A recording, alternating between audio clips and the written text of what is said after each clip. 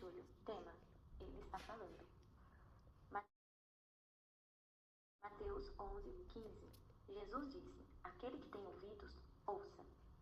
É preciso estar em silêncio para ouvir a voz de Deus. O ser humano é naturalmente ávido por atenção e aceitação. Por isso, na maioria das vezes, gostamos de falar mais do que ouvir. Quando estamos em silêncio, ouvimos melhor as pessoas ao nosso redor. Prestamos mais atenção nos momentos importantes. Percebo que temos mais a aprender ouvindo do que falando. Na vida com Deus não é diferente. Para que possamos entender seus apontamentos, precisamos ouvi-lo. O Espírito Santo fala conosco de diferentes maneiras, como em nosso tempo de oração, em nosso momento devocional ou por meio de pessoas do dia a dia. Por isso, esteja atento para perceber o que ele está dizendo. Não é um pouco frustrante quando você fala com alguém, mas percebe que a pessoa não está prestando atenção? Será que tem sido assim entre Deus e você? Ele está falando o tempo todo, mas é necessário perceber e dar atenção aos seus direcionamentos. No versículo que lemos, Deus adverte os que estão ao seu redor a prestarem atenção ao que ele dizia. Jesus fazia isso diversas vezes nos evangelhos, para que as pessoas se voltassem para os seus ensinamentos, conferindo ênfase e chamando a atenção para algo importante. Creio que deixamos de receber grandes orientações do Espírito Santo por desviarmos nossa atenção para momentos fundamentais. Permita que as orientações divinas entrem em seu coração e produzam mudança. Não permita que a voz da distração roube os grandes tesouros que Deus Pai tem para você. Seja um bom ouvinte. Entenda que Deus está falando o tempo todo e deseja compartilhar grandes coisas com você. Devocional, leitura bíblica, Atos 23. Palavra-chave: ouvir. Capítulo 23. Paulo olhou firmemente para os membros do conselho e disse: Meus irmãos, tenho vivido até hoje com a consciência limpa diante de Deus. Mas Ananias, o grande sacerdote, mandou que os homens que estavam perto de Paulo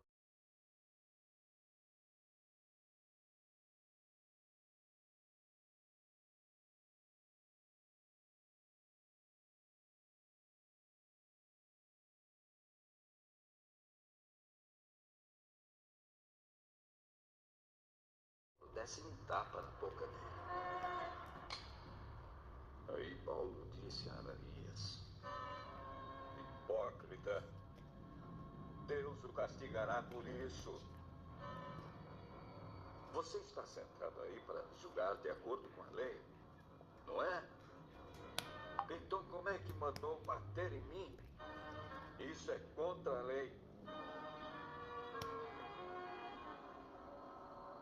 Os homens que estavam perto de Paulo perguntaram: Você está insultando o grande sacerdote, o servo de Deus? Meus irmãos, eu não sabia que ele é o grande sacerdote, pois as Escrituras Sagradas dizem: não fale mal de nenhuma das autoridades do seu povo. Quando Paulo percebeu que alguns do conselho eram do partido dos saduceus e outros do partido dos fariseus, disse bem alto: Meus irmãos, eu sou fariseu e filho de fariseus. Estou aqui sendo julgado porque creio que os mortos vão ressuscitar.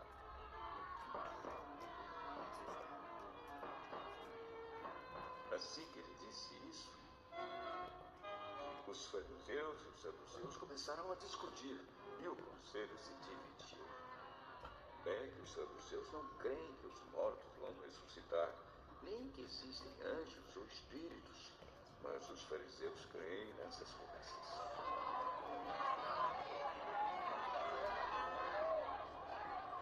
E assim a gritaria aumentou ainda mais.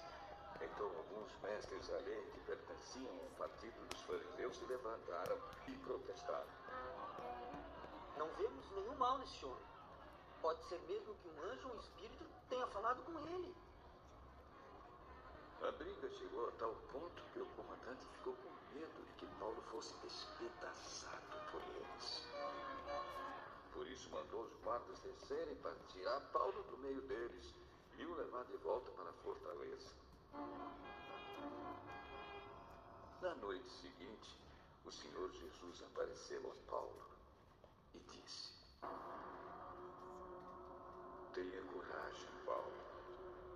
Você falou a meu respeito aqui em Jerusalém e vai falar também em Roma.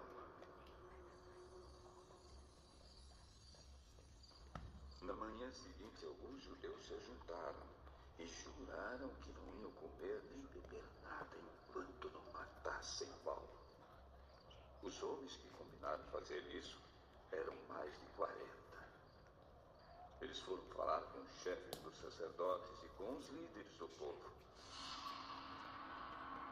Nós fizemos o seguinte juramento: que Deus nos amaldiçoe se comermos ou bebermos qualquer coisa, enquanto não matarmos Paulo.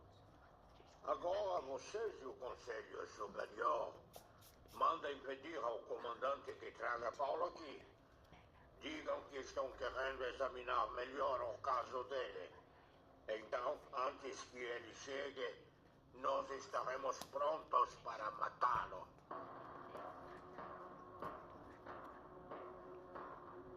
Mas o filho da irmã de Paulo ficou sabendo do plano. Ele entrou na fortaleza e contou tudo a Paulo. Então Paulo chamou um dos oficiais e disse: leve este moço ao comandante. Ele tem uma coisa para contar a ele. O oficial levou o moço ao comandante e disse: Aquele preso que se chama Paulo mandou me chamar e pediu que trouxesse esse moço porque ele tem uma informação para o senhor. O comandante pegou o moço pela mão e o levou para um lado. O que é que você tem para me contar? Alguns judeus combinaram pedir ao senhor que leve Paulo amanhã ao Conselho Superior, com a desculpa de quererem examinar melhor o caso dele. Mas não acredite nisso, pois mais de 40 deles vão ficar escondidos esperando Paulo para o matar.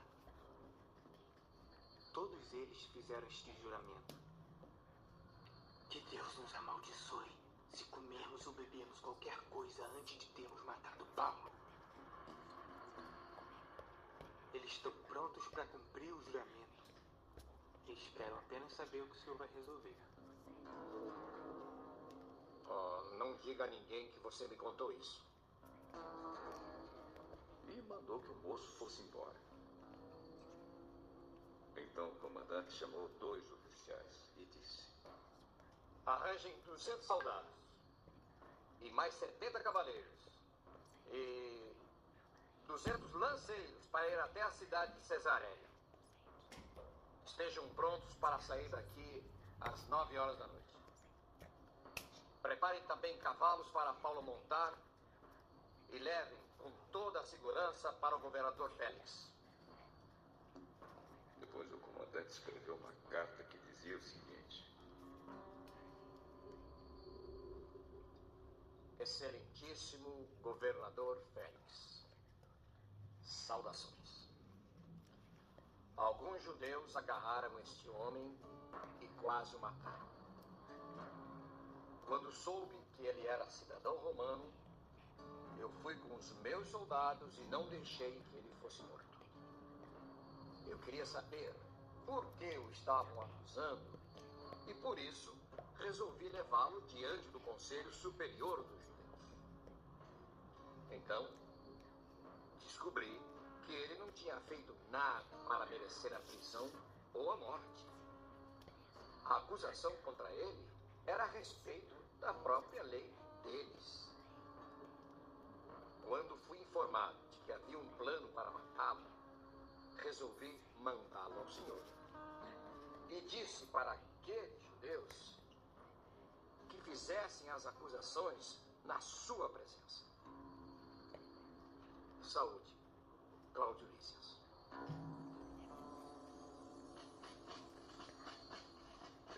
soldados cumpriram as ordens.